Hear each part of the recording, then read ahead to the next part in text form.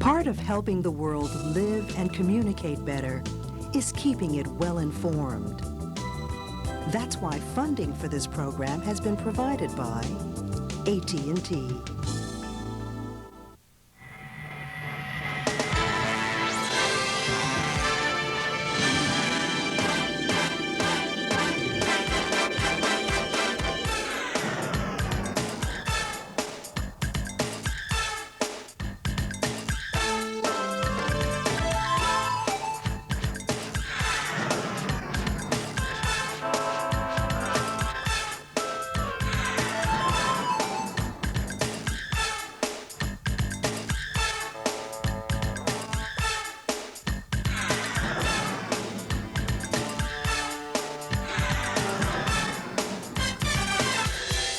AT&T presents Images and Realities, African American Women, co-hosted by Dr. Deborah Prothero-Stith, Halle Berry, Julianne Malveaux, Queen Latifah, and Susan L. Taylor, with special appearances by Dr. Maya Angelou and Esther Rolle.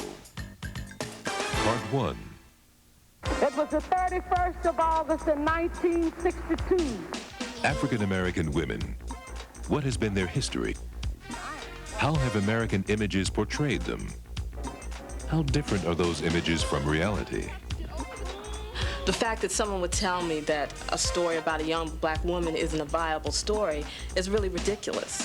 What are their principal concerns? I think that definitely there's too many negative images of girls. The conflicts. The image for Afro-American women, for Afro-American children, is that we can't expect very much of you anyway. The controversies.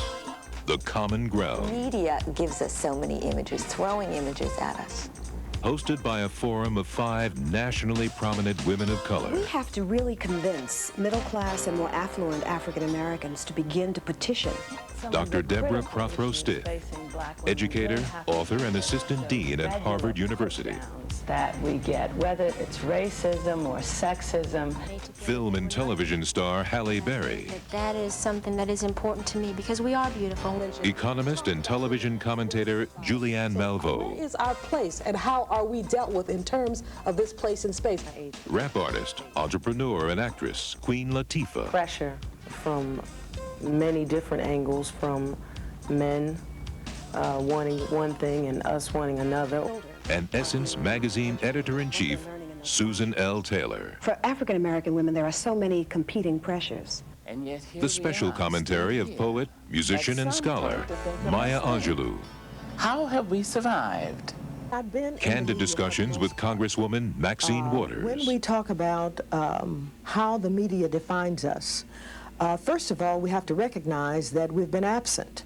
And television forerunner Esther Rolle. We allow other people to implant the seed in our children.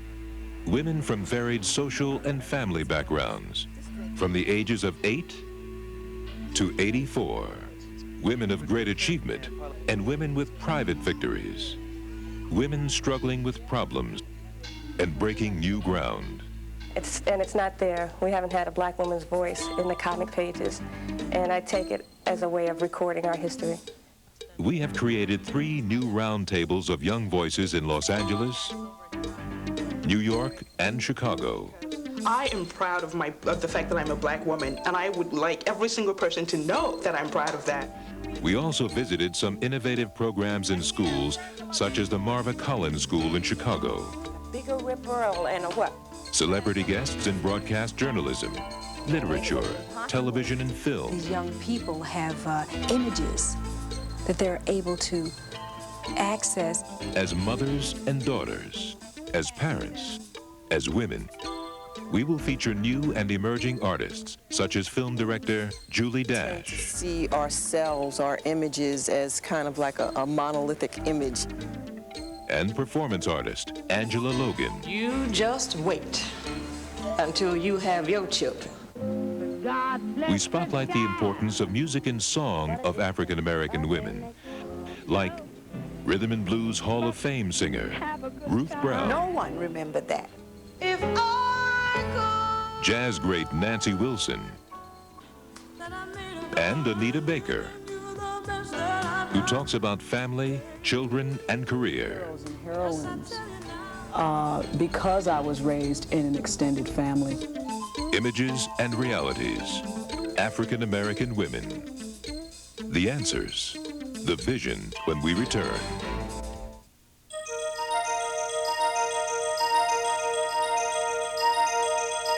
The African mores, which have their life in American life, general American life, were transferred by the African American woman. So that even the slave mother, when she could not herself influence her daughter, because her daughter may have been sold, she did influence a white woman for whom she worked. I think it's humiliating the way you're treating Mr. Kennedy. You'd be a sight more humiliated if Mr. Kennedy's lies gets on you. Strong black women are permitted to survive simply because they seem to be less threatening. But I think there's a secret threatening power that maybe society isn't aware of because these women are so powerful. No one forgets Sojourner Truth or Harriet Tubman. I get a lot of my strength from knowing about, Nzinga, Garvey, Harriet Tubman, all of those who laid the foundation and have made my mission clear. I am particularly impressed with Phyllis Wheatley, the poet, because here was a woman who had a love for poetry and who expressed herself through the poetry. I look at the life of Ida B. Wells. This is a woman who was orphaned, had to raise her brothers and sisters, was a writer. She wrote passionately and actively about the facts that blacks were being lynched, and as a black woman doing that, she put herself in physical danger. My grandmother, speaking of my mother's mother, yes, her name was Delia, and she had Indian features, but with the most gorgeous copper color. And I'm sure that there were some stories that, if we had taken time to dig into them, would have linked her into possibly not only our black ethnic society, but also Indian somewhere. They went out of their way to delete everything of worth that you did. And they went out of their way to show your beginning, your origin as a slave, when they know you were in this part of the hemisphere before the Mayflower and the Pilgrims and all the rest of them. When they know that the navigators on Columbus's ship were Africans. Our education system is not working.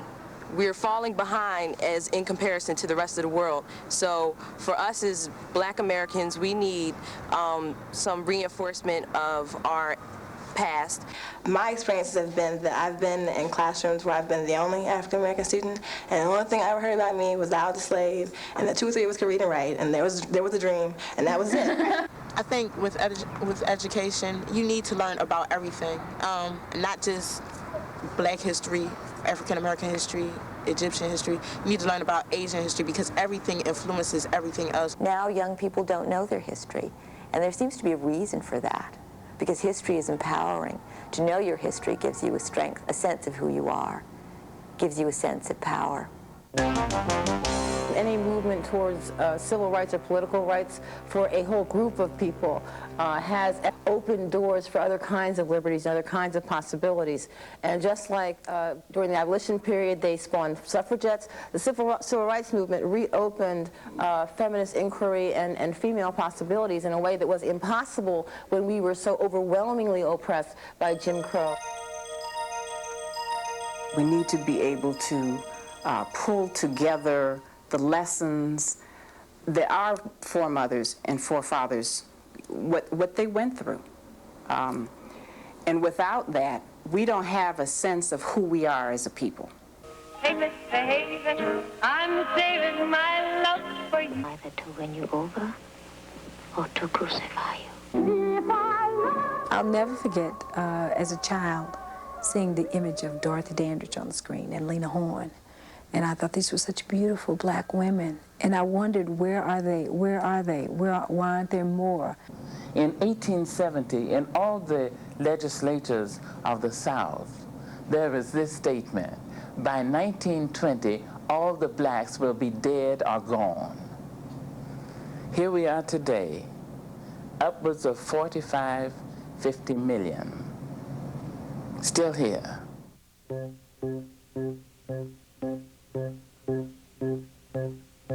I'm concerned about some of the imagery in television and movies on the minds of young African-American children.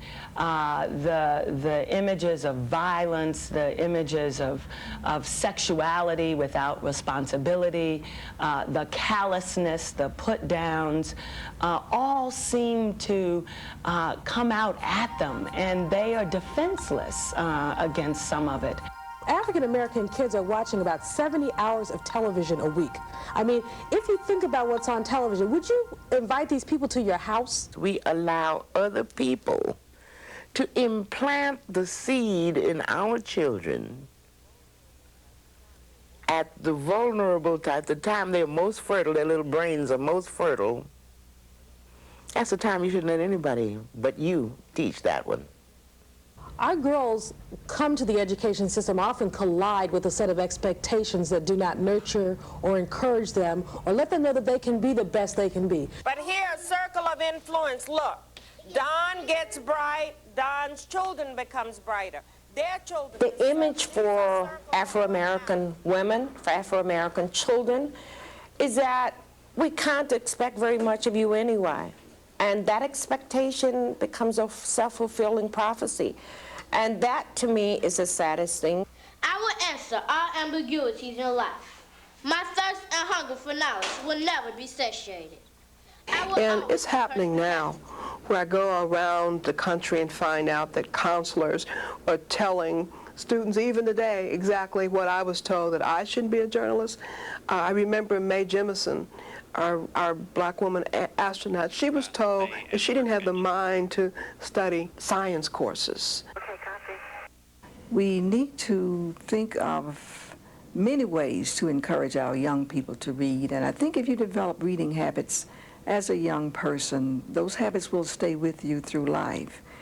Well, I can say that it was very important for me to have a mother who was a teacher, who is a teacher, an educator, who understands how important education is to success in life, who was a proud black woman and showed me that, hey, you're a beautiful little black girl and don't let nobody tell you that you're not. When I was 8 years old, my mother looked at me and she said, I understand your frustration, but here's the answer.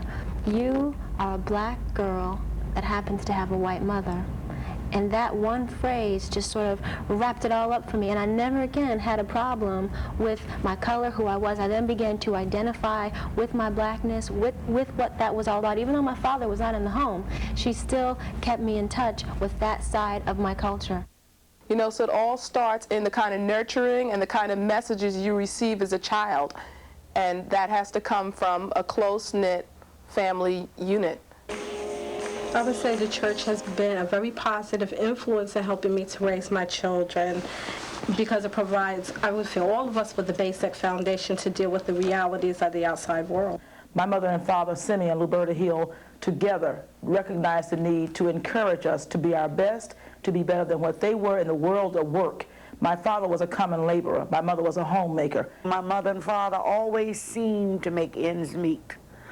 And they always seemed to do that and still allow the children to keep dignity intact. If there were problems, we did not become aware of it. If I could, I would teach you all the things I never learned, and I'd help you cross the bridges that I burned. My stepmother was a beautician, there for me anytime and all the time. I'm the oldest of 6 children, and it was really a great way to grow up. I remember just being quite happy the fact that I had 2 parents, 2 mothers. I grew up in a situation which is very common to the black community, where I was brought up in an extended family. My mother didn't raise me.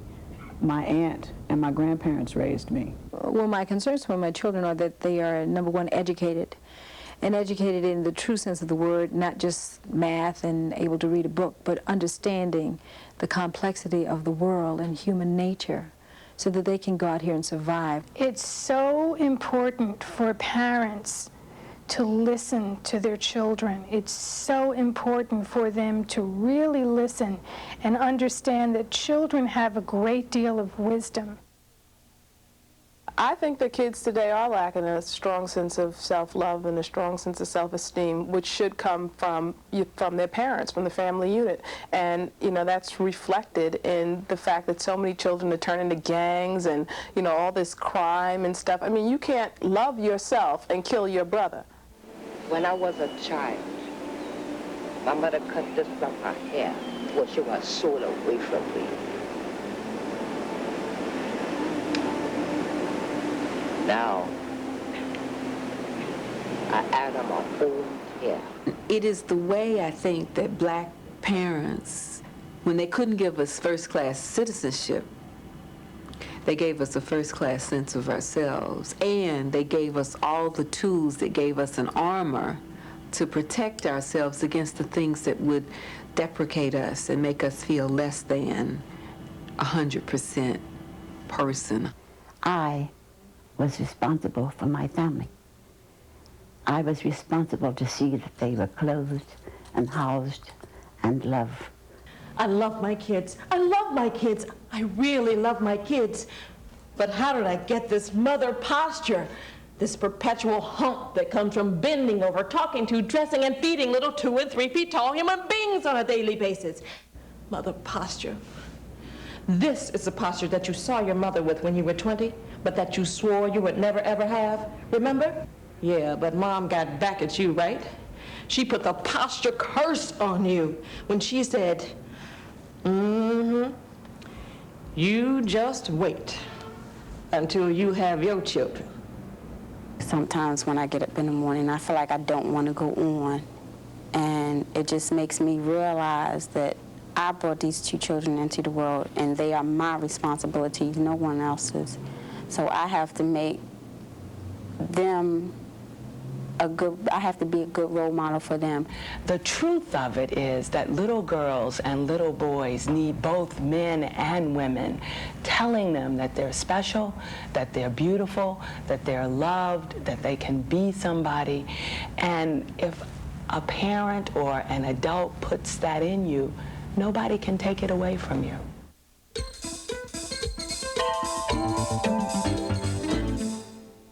The teenage years are such difficult years, particularly for African American children. So the most important thing that we can do to prepare our children for adolescence is to have them have great childhoods and to really feel good about themselves. When they think they can just judge you by the way you dress, I always get A's and B's in all my classes. I'm the best student in my calc class. You see girls on the block and they're around the way and they're your homegirls and you're like, well, they have no future. And that's another thing I wanted to dispel with this film, is that they have a future and they want to succeed. But it's how you go about doing that, and are they being encouraged by boyfriends, by parents, by teachers? I had to walk past a lot of drug addicts and alcoholics on the corner to go to school every day. So I always had a vision that I wanted to get out of this. Well, I think we have a real responsibility as parents to help our children as they move into maturity, to help black girls not lose their voices, because little girls will tell you anything they feel. I have a good relationship with my parents. I don't have any conflicts with them too often. We don't get in arguments or anything like that. I can talk to my mother more than my father.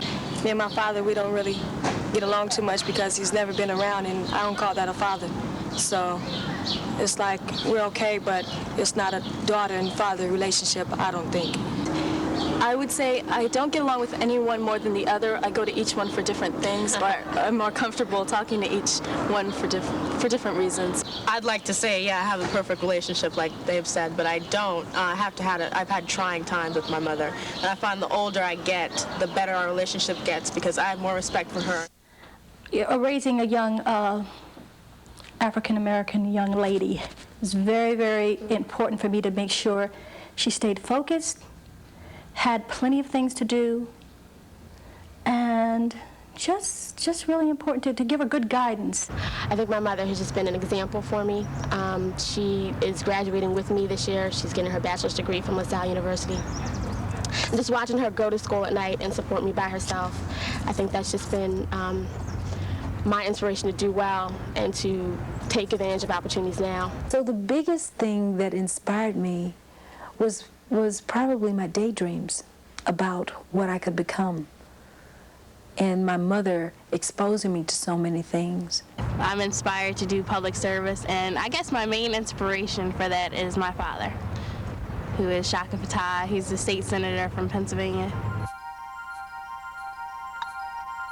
I grasp many things from my mother, and she inspires me to keep going on because I see that my mother doesn't have a college education, and she can't do but so much because the job market requires more education, more experience, and that motivates me, to do my best in high school, to get out and go to college and get my degrees and everything. Let's talk about sex. All right.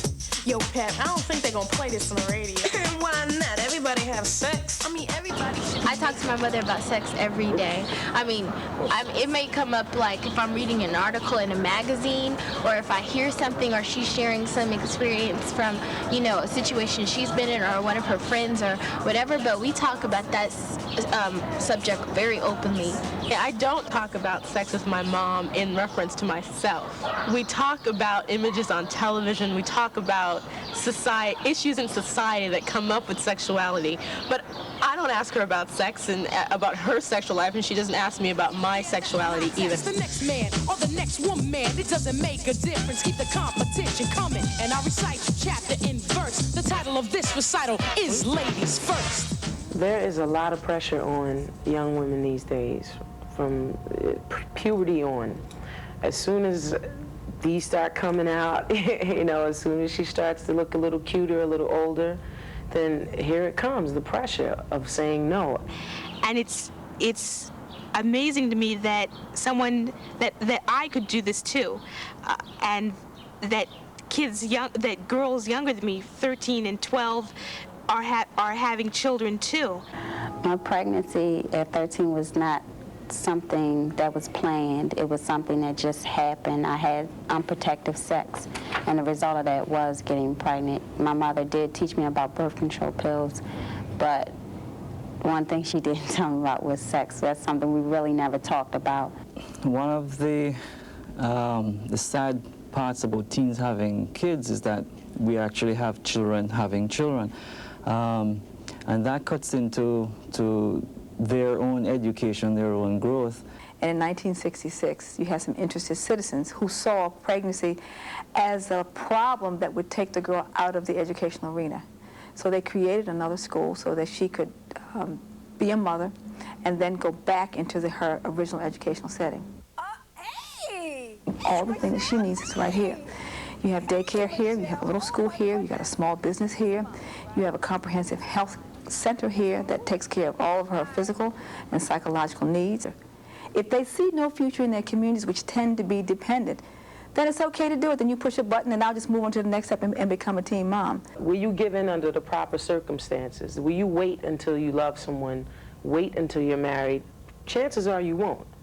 For me, I believe in sex before marriage. I wouldn't impose it on someone else. But I think if you want to, go for it. And I think I'm not marrying anyone that I haven't had sex with. I can't go for that because it's just, to me, it's morally wrong. I've always been taught that you get married, your finances are fit, then you can think about having your children, then going on from there and, have an order of what you want to do.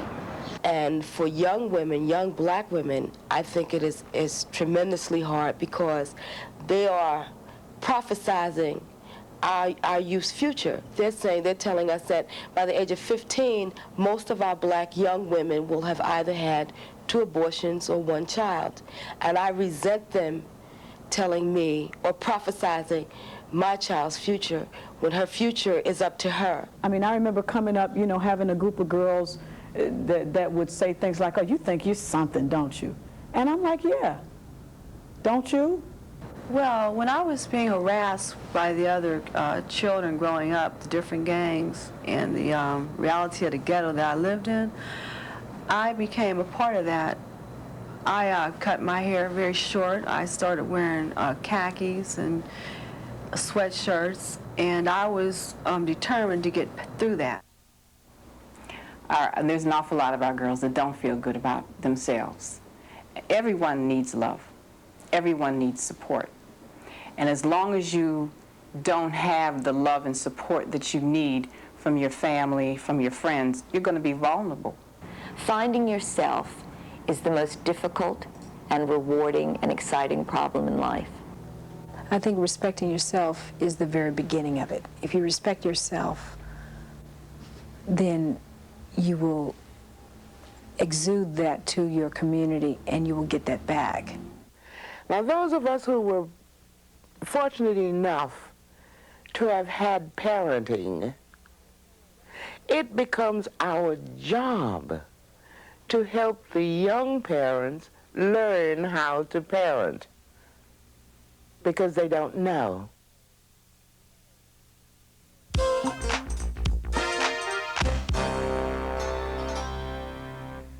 To the delight of some races, we were considered round-heel girls, which meant that our heels were round, and if we were pushed, we went right over and were in perfect position for whatever their intent.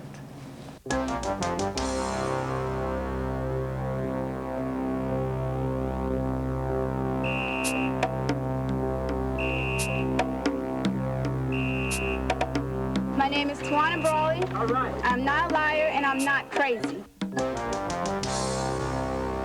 The Venus Hottentot was a Southern African woman who was brought to Europe in the early part of the 19th century thinking that she was going to be an entertainer.